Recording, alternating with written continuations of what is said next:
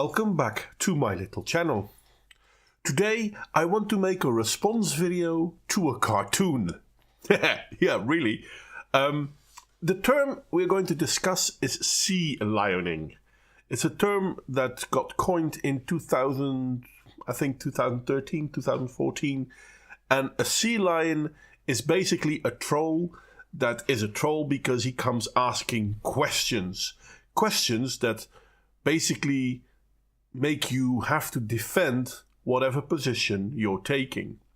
And this is negative, especially when you're a feminist, because sometimes you cannot defend the positions you're taking. And then having to try and explain yourself to a sea lion, well, that's simply not going to work. This is probably why so many feminists and social justice warriors out there came up with the idea to say, yeah, it's not my job to educate you. No, you're right. It's not your job to educate anyone. But if you assert something, you should be able to defend your assertion. Anyway, this is my opening. Let's go to the cartoon. The Tale of the Sea Lion. Time-wasting trolls drowning activists in notifications. And everyone asking a question of the activist will therefore automatically be the troll. Because it's impossible that someone is genuinely wanting to learn something. No, you ask questions because you want to prove them wrong. Now, I'm not going to say there aren't people who do that. I'm probably one of them. But there are also people who actually want to learn. I mean, no, I'm not going to give an example. They'll come in a moment. Anyway, the story of the sea lion. And it was 2014 according to this cartoon. So, sea lions are those nasty individuals that ask questions.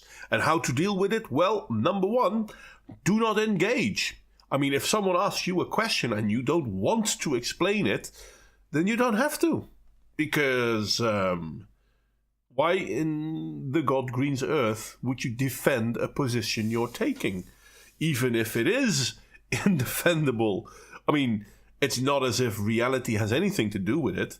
And they're just being nasty. So if someone comes up to you and asks you a question that will prove your position wrong, simply ignore it.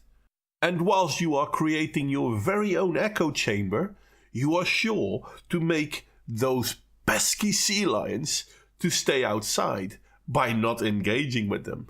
I have to say I love this one. Number 2, redirect them. Sea lions accuse people of being unwilling to defend their own beliefs or refusing to answer questions, so give them a link to a master post or well-researched article, or rather, something you think is very true.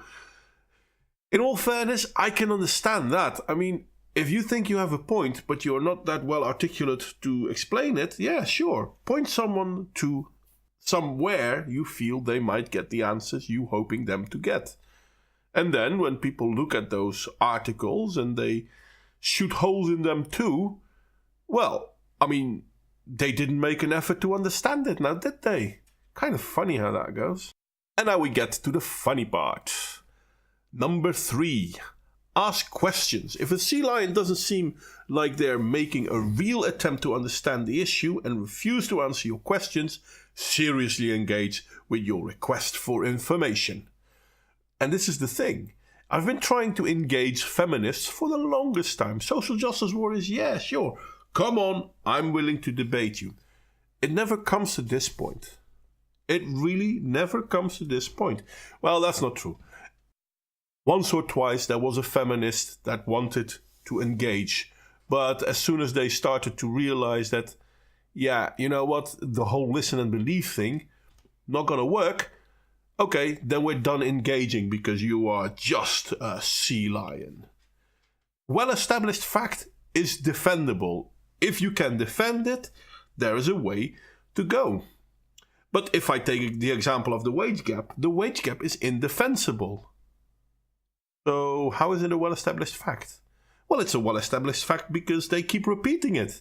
Yeah, but that's not what a fact is. That's an opinion. So, when someone points out that your facts aren't facts but opinions, tag team.